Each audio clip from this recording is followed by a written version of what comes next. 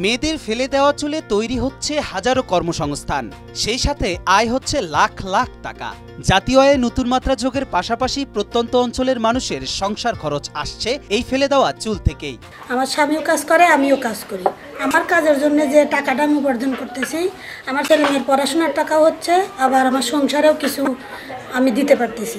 চিরুনি দিয়ে চুল আছড়ায় নারীরা। আছড়ানোর সময় চিরুনির সাথে চলে আসে সামান্য কিছু চুল, অধিকাংশরাই ফেলে দেন তা।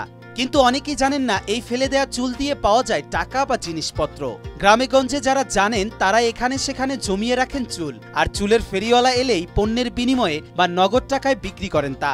চুল চেরুনি করে, যখন মাথা হেঁচড়ায় চুল চেরুনি করে, চেরুনির সাথে যেগুলো ছিঁড়ে বাড়া যায় ওইগুলো পলিথিনের ভিতরে জোগায় জোগায় রাখে।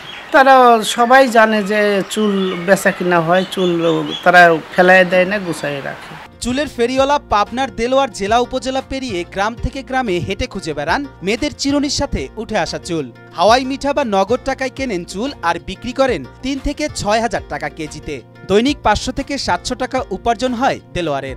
ধরেন সারাদিন ভরে ৫০০-৬০০ টাকা কামাই থাকলে আল্লাহ একভাবে চালায় এলে এইটাই ৩,০০০-৪,০০০ টাকা কেজি হিসাবে কিনি। ফেরিওয়ালাদের থেকে চুল সংগ্রহ করে একটি মাধ্যম, কেনার পর তা পরিষ্কার করে ছোট ছোট অংশে বিভক্ত করে তা দিয়ে যান পরচুলা তৈরির কাজে। আর এতে ভালো উপার্জন হওয়ায় পাবনা জেলার বেড়া থানার নতুন ভারেঙ্গা গ্রামের পরচুলা তৈরির কারখানা দিয়েছেন মোহাম্মদ সোহেল। অদক্ষ মেয়েদের প্রশিক্ষণ দিয়ে দক্ষ বানিয়ে আয়ের পথ করে দিচ্ছেন তিনি।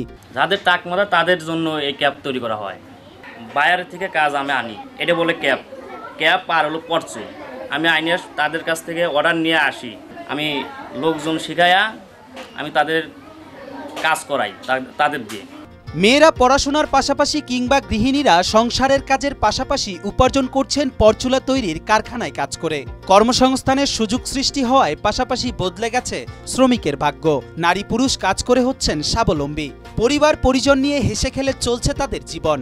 আমি প্রতি মাসে ৮ থেকে ৯,০০০ টাকা ইনকাম করি। কিছুই উপকার হচ্ছে, আমার বাবারও অনেক সাহায্য করতে পারতেছি। আবার আমার নিজেরও অনেক কিছু লাগে, আমি বাবার কাছ থেকে চাই না, আমার টাকা দেই হয়ে যাচ্ছে। আমরা এখানে কাজ করে মাসে ১০ থেকে ১২,০০০ পর্যন্ত বেতন তুলি।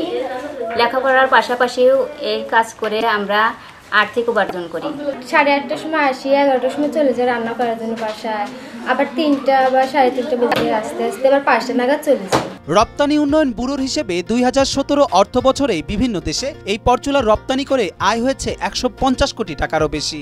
উন্নত প্রশিক্ষণ আর সরকারি সহায়তা পেলে এই শিল্প দেশের অর্থনৈতিক উন্নয়নে গুরুত্বপূর্ণ ভূমিকা রাখতে সক্ষম বলে মনে করছেন সংশ্লিষ্টরা।